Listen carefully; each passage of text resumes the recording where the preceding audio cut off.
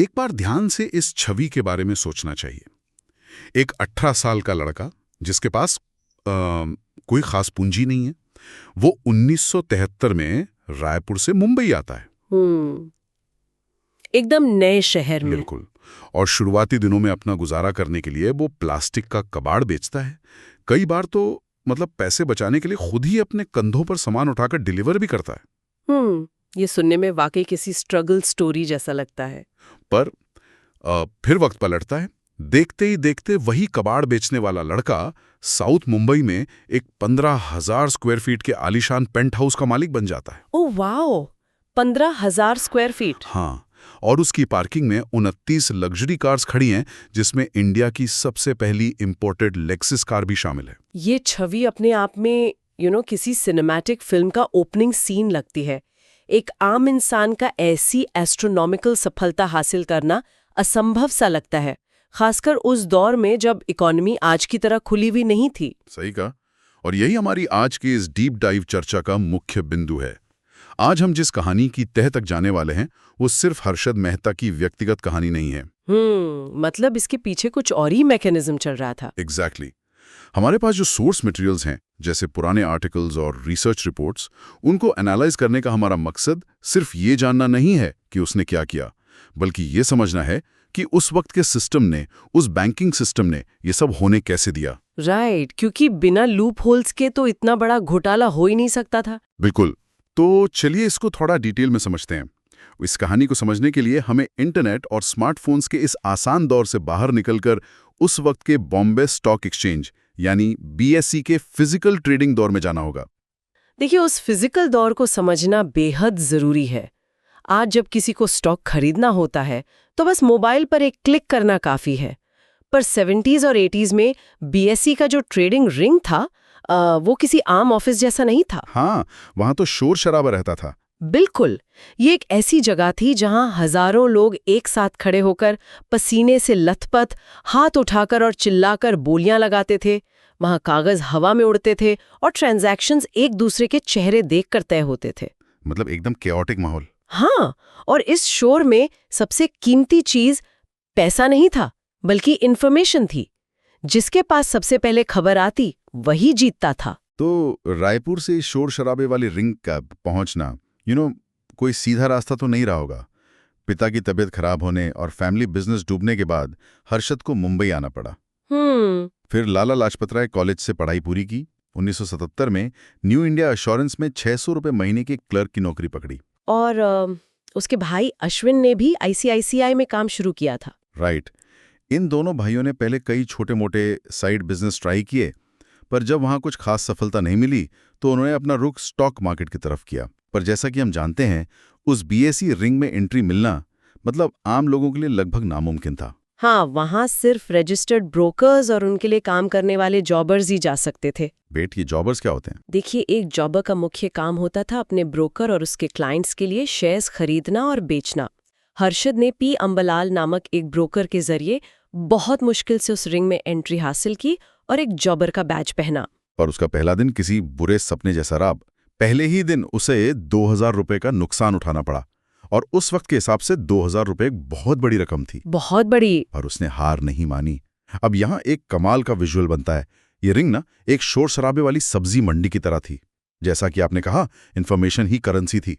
तो मेरा एक सवाल है, बिना इंटरनेट के उस दौर में हर्षद ने बाकियों से पहले इन्फॉर्मेशन कैसे निकाली? यहाँ सबसे दिलचस्प बात यह है कि उसने इन्फॉर्मेशन के लिए कंपनी के बोर्डरूम्स या ऑफिशियल रिपोर्ट्स का इंतजार नहीं किया।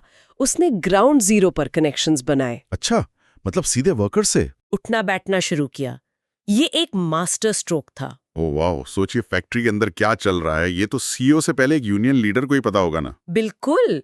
अगर यूनियन लीडर ने बताया कि वर्कर्स स्ट्राइक पर जाने वाले हैं तो हर्षद को पता चल जाता कि इस कंपनी का प्रोडक्शन रुकने वाला है और शेयर्स गिरेंगे। वो तुरंत उन शेयर्स को बेच देता। और अगर प्रोडक्शन तेजी से बढ़ रहा हो तो वो मार्केट में खबर आने से पहले ही उन शेयर्स को खरीद लेता था। ये स्ट्रैटेजी इतनी सटीक थी कि उसके ट्रेड्स लगभग हमेशा मुनाफा देते थे। पर आज के हिसाब से तो ये इनसाइडर ट्रेडिंग हुई ना, जो कि गैर कानूनी है। हाँ, आज के कानून के हिसाब से इसे इनसाइडर ट्रेडिंग कहा जाता है, पर उस वक्त के मार्केट में कोई स्ट्रिक्ट रूल्स नहीं थे, तो इसे एक ग्रे एरिया माना जाता था। लेकिन हर्षद सिर्फ इंफॉर्मेशन पर निर्भर नहीं रहा। उसने आगे चलकर पंप एंड डंप जैसी स्ट्रैटेजीज का भी सहारा लिया। ये पंप एंड डंप वाला मैकेनिज्म जरा आसान शब्दों में बताइए। देखिए, मान लीजिए मार्केट में कोई ऐसी कंपनी है जिसके शेयर्स लोग न खरीद रहे हैं न बेच रहे हैं। इलिक्विड स्टॉक्स इन्हें कहते हैं। सही कहा। तो हर्षद और उसके कुछ साथी मिलकर अचानक से उस कंपनी के ढेर सारे शेयर्स खरीद लेते। एक साथ इतनी खरीदारी होती तो मार्केट में उस शेयर की सप्लाई कम हो जाती। और सप्लाई कम होगी तो डिमांड और प्राइस तेजी से बढ़ेगा। एग्जैक्टली। आम इन्वेस्टर्स को लगता कि इस कंपनी में कुछ बड़ा होने वाला है और वो भी खरीदने लगते, दाम और ऊपर जाता और तब अचानक हर्षद अपने सारे शेयर्स ऊंचे दाम पर बेचकर अपना मुनाफा लेकर निकल जाता। जिसके बाद प्राइस वापस नीचे गिरता और बाद में आने वाले लोगों का पैसा डूब जाता। ये टैक्टिक्स वाकई उसे एक आम जॉबर से एक बड़े खिलाड़ी की तरफ ले जा रही थी। हाँ, और 1982 आते आते उसने अच्छा खासा पैसा बना लिया था। वो एक बेहतर घर में शिफ्ट भी हो गया था। लेकिन जब लगातार जीत मिलती है तो ओवर कॉन्फिडेंस आना लाजमी है। और यही ओवर कॉन्फिडेंस हर्षद को उसके पहले सबसे बड़े झटके की तरफ ले गया। हम बात कर रहे हैं 18 मार्च 1982 की, जिसे ब्लैक थर्सडे कहा जाता है। राइट। उस दिन मार्केट बुरी तरह क्रैश हुआ था। बिल्कुल। प्राइसेस इतनी तेजी से गिरे कि संभालने का वक्त ही नहीं मिला। सिर्फ 15 मिनट के अंदर हर्षद को 10 लाख रुपए का नुकसान झेलना पड़ा। बाप रे, 1982 में 10 लाख रुपए, ये किसी को भी बर्बाद करने के लिए काफी थे। वही तो। अपने ब्रोकर्स और क्लाइंट्स का पैसा चुकाने के लिए उसे अपना सब कुछ दांव पर लगाना पड़ा। यहां तक कि उसे अपनी पत्नी के गहने तक गिरवी रखने पड़े। और उस मुश्किल दौर में मैंने पढ़ा था कि उसके भाई अश्विन की पत्नी ने, जो एक फ्रीलांस ब्यूटिशियन थी, उन्होंने घर का खर्चा चलाया था। सही कहा। ऐसे सेटबैक के बाद लोग अक्सर वापस नौकरी पर लौट जाते हैं, पर हर्षद ने एक छोटा ब्रेक लिया और जून 1982 में ग्रो मोर कंसल्टेंट्स की शुरुआत की। इसके लिए अश्विन के ससुर से 4 लाख रुपए और एक सीए से 1 लाख रुपए उधार लिए गए थे। और ग्रो मोर ने आते ही मार्केट में धमाल मचा दिया। पर यहाँ ना एक पॉइंट आकर उभरता है। क्या? अक्सर लोगों की धारणा होती है कि हर्षद सिर्फ मैनिपुलेशन ही कर रहा था, एक गैम्बलर था। हाँ, बट मैं यहाँ एक वैलिड पॉइंट उठाना चाहूंगा। मैंने कुछ सोर्सेस देखे जहां एक टी लीव्स यानी चाय पत्ती वाले किस्से का जिक्र है। इसका मतलब हर्षद सिर्फ मैनिपुलेशन नहीं कर रहा था, उसकी फंडामेंटल एनालिसिस भी बहुत जबरदस्त थी। I agree. वो चाय पत्ती वाला उदाहरण वाकई दिखाता है कि वो एक बेहतरीन मार्केट ऑब्जर्वर था। किस्सा कुछ यूं था कि उसने देखा होलसेल मार्केट में चाय पत्ती के दाम करीब 3 से 4 रुपए बढ़ रहे हैं। उसने समझा कि इससे चाय बेचने वाली कंपनीज का प्रॉफिट मार्जिन बहुत बढ़ जाएगा। और उस वक्त उनके शेयर्स सस्ते थे। एग्जैक्टली। तो उसने मैक्लॉड रसल, टाटा टी और मलयालम जैसी अंडरवैल्यूड टी कंपनीज के ढेर सारे शेयर्स खरीदे। जब उनके रिजल्ट अच्छे आए तो शेयर आसमान छूने लगे। इसी वजह से वो magician of the stock market बन गया था। उसके पास इंफॉर्मेशन के डॉट्स कनेक्ट करने की क्षमता थी। पर जब आप इतनी तेजी से बढ़ते हैं तो पुराने खिलाड़ियों को आपसे खतरा महसूस होता है। और यहीं से कहानी में एक नया मोड़ आता है। द बेयर की एंट्री होती है। हाँ, मनु मानिक। ये नाम उस वक्त मार्केट में खौफ का दूसरा नाम था। हर्षद जहां मार्केट को ऊपर ले जाकर पैसे कमाता था, वहीं मनु मानिक एक बेयर था। वो मार्केट गिरने पर मुनाफा कमाता था, जिसे शॉर्ट सेलिंग कहते हैं। मतलब पहले महंगे दाम पर बेच दो और सस्ता होने पर खरीद लो। बिल्कुल। और इस बेयर कार्टेल को हर्षद पर हमला करने का मौका मिला 1986 में। उस वक्त के फाइनेंस मिनिस्टर वीपी सिंह ने बजट पेश किया, जिसके बाद मार्केट गिरना शुरू हुआ। और हर्षद उस वक्त स्पिक्सा नाम की कंपनी के शेयर्स में फंसा हुआ था, राइट? हाँ, मनु मानिक की गैंग ने स्पाइक में भारी शॉर्ट सेलिंग शुरू कर दी ताकि दाम और तेजी से गिरें, और साथ ही एक अफवाह भी फैला दी। अफवाह ये उड़ी थी कि हर्षद लगभग 1.5 करोड़ का नुकसान करके बैंकरप्ट हो गया है। यहाँ समझने वाली बात यह है कि हर्षद मार्जिन पर ट्रेड करता था। मतलब उसे अपने लोन या ड्यूज हर 14 दिन में क्लियर करने होते थे। सही। पर इस बैंकरप्ट वाली इमेज को बचाने के लिए उसने 14 दिन का इंतजार नहीं किया। उसने अगले ही दिन अपने सारे ड्यूज जो 1.5 करोड़ थे क्लियर कर दिए। ये सच में एक मास्टर स्ट्रोक था। ये तो वैसा ही है जैसे एक पोकर गेम चल रहा हो। आपके पास सबसे खराब कार्ड्स हों, पर आप इतने आत्मविश्वास के साथ ऑल इन बोल दें कि सामने वाला ही डर कर पीछे हट जाए। एकदम परफेक्ट एनालॉजी है। उसे 1.5 करोड़ का नुकसान जरूर हुआ, पर मार्केट में उसकी इज्जत कई गुना बढ़ गई। लेकिन अगर हम इसे बड़े पैमाने पर देखें तो इस इंसिडेंट ने हर्षद को एक बड़ा सबक दिया। वो क्या? उसे समझ आ गया कि अगर मार्केट का सबसे बड़ा खिलाड़ी बनना है तो उसे आम रिटेल क्लाइंट्स के पैसे नहीं, बल्कि एक ऐसी जगह से पैसा चाहिए जहां भंडार कभी खत्म ना हो। हजारों करोड़ की कैपिटल चाहिए थी उसको। और यही जरूरत उसे ले आई मनी मार्केट की तरफ। ये इंटरबैंक मनी मार्केट ना बड़ा दिलचस्प है। जब बैंक्स को आपस में कुछ दिनों के लिए पैसे की जरूरत पड़ती है तो वो एक दूसरे को शॉर्ट टर्म लोन देते हैं और बदले में गवर्नमेंट बॉन्ड्स गिरवी रखते हैं। हाँ, और इन डील्स को करवाने के लिए ब्रोकर्स का इस्तेमाल होता था। पर प्रॉब्लम ये थी कि इस मार्केट पर पहले से ही सिटी बैंक, अजय कयान और हेमेंद्र कोठारी के कार्टेल का दबदबा था। तो हर्षद ने इस अकेलेपन और मोनोपोली को कैसे तोड़ा?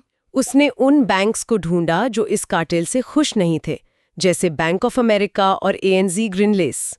उनके साथ मिलकर उसने कार्टेल का दरवाजा तोड़ दिया और वो मनी मार्केट का सबसे बड़ा ब्रोकर बन गया। पर उसका टारगेट कमीशन कमाना थोड़ी था।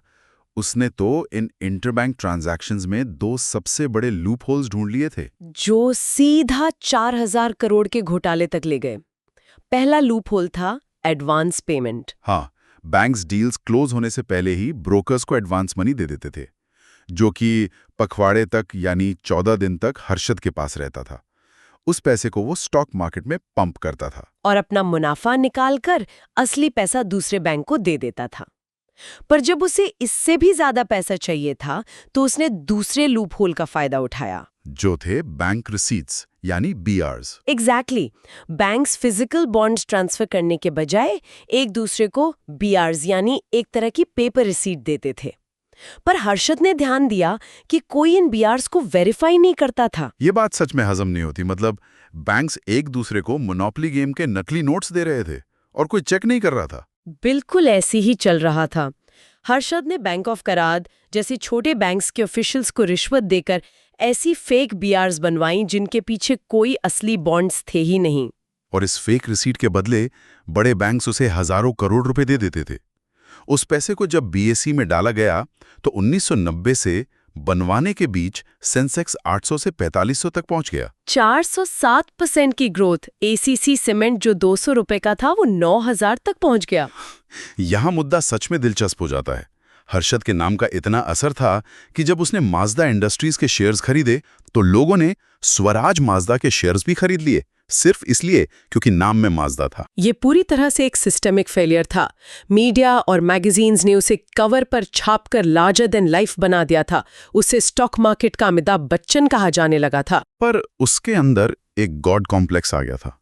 उसने टाटा स्टील को और ग्लोबल इन्वेस्टमेंट बैंक से भी ज्यादा प्रॉफिट कमाने का टारगेट रख लिया था। वहीं पर वो गलती कर बैठा, क्योंकि जब एक इमारत नकली कागजातों यानी फेक BRs के सहारे खड़ी हो तो उसके गिरने के लिए सिर्फ एक हवा का झोंका काफी होता है। और वो झोंका थी RBI। 1991 में RBI को टिप मिली और उन्होंने BRs पर स्ट्रिक्ट गाइडलाइंस लगा दी। हर्षद फंस गया। हाँ, दिसंबर 1991 में हर्षद ने SBI से 500 करोड़ लिए थे, पर इस बार स्ट्रिक्ट चेकिंग की वजह से वो फेक BR नहीं दे पाया। और इस गैप को छुपाने के लिए उसने SBI के ही एक एम्प्लॉई R सीतारमन को रिश्वत दी। पर अप्रैल 1992 में SBI ने हर्षद को पकड़ लिया और पैसे वापस मांगे। वो NHB बैंक से पैसे लाया और इंस्टॉलमेंट्स में देने लगा। यहाँ मैंने एक डिटेल पढ़ी थी जो बड़ी अजीब है। अश्विन ने उसे सलाह दी थी कि मार्केट पीक पर है, अपने स्टॉक्स बेचो और SBI का पैसा चुका दो। और उसने क्या किया? हर्षद ने मना कर दिया। उसे लगा कि अगर वो शेयर्स बेचेगा तो उसे भारी कैपिटल गेन्स टैक्स भरना पड़ेगा। सोचिए जिस इंसान ने हजारों करोड़ घुमाए वो टैक्स बचाने के लालच में अपना सबसे बड़ा राज खोल बैठा। My goodness. उसकी इस छोटी सी लालच का नतीजा था कि 23 अप्रैल 1992 में टाइम्स ऑफ इंडिया की रिपोर्टर सुचेता दलाल ने इस 500 करोड़ के घोटाले को फ्रंट पेज पर छाप दिया, जिसके बाद पूरा डोमिनो इफेक्ट शुरू हुआ। बिल्कुल। जांच हुई तो 4000 करोड़ से ज्यादा का स्कैम सामने आया। बैंक ऑफ कराड डूब गया और रिटेल इन्वेस्टर्स तो पूरी तरह तबाह हो गए। जून 1992 में उसे अरेस्ट कर लिया गया और फाइनली दिसंबर 2001 में 47 साल की उम्र में जेल कस्टडी में उसकी मृत्यु हो गई। यहाँ हमें एक न्यूट्रल पर्सपेक्टिव रखना चाहिए। कुछ सोर्सेज और अथॉरिटीज उसे प्योरली एक स्कैमस्टर मानते हैं, पर उसके परिवार का आज भी कहना है कि उसे उन प्रैक्टिसेस के लिए टारगेट किया गया जो मार्केट में आम थीं। फॉरेन बैंक्स भी वही कर रहे थे। हमारा मकसद यहाँ किसी का पक्ष लेना या किसी को गलत ठहराना नहीं है, बल्कि तथ्यों को सामने रखना है। और इन तथ्यों के सामने आने के बाद अब वक्त है इस चर्चा के सबसे बड़े सबक का। हाँ, ये कहानी सिर्फ एक व्यक्ति के अमीर बनने और गिरने की नहीं है। ये दिखाती है कि फाइनेंशियल सिस्टम्स में लूप होल्स हमेशा होते हैं और जब उन्हें एक्सप्लॉइट किया जाता है तो असर पूरे देश पर पड़ता है। किसी के लिए भी ये कहानी आज बहुत मायने रखती है। इन्फॉर्मेशन ओवरलोड के इस दौर में मार्केट हाइप और too good to be true लगने वाली स्कीम्स पर अंधा विश्वास करने से पहले सवाल पूछना बहुत जरूरी है। सही कहा, अंधे होकर भीड़ के पीछे भागना हमेशा खतरनाक होता है। और इस डीप डाइव को खत्म करने से पहले मैं एक आखिरी सोचने पर मजबूर करने वाला सवाल छोड़ना चाहूंगा। अगर हर्षद मेहता का परिवार ये कहता है कि वो सिर्फ वो प्रैक्टिसेस यूज कर रहा था जो उस वक्त कॉमन थी, तो ध्यान दीजिए आज के हमारे इस मॉडर्न डिजिटल मार्केट्स में ऐसी कौन सी कॉमन प्रैक्टिसेस चल रही हैं जिन्हें शायद आने वाले 20 सालों में किसी नए और बड़े स्कैम का रूप दे दिया जाएगा। इस पर जरूर सोचिएगा।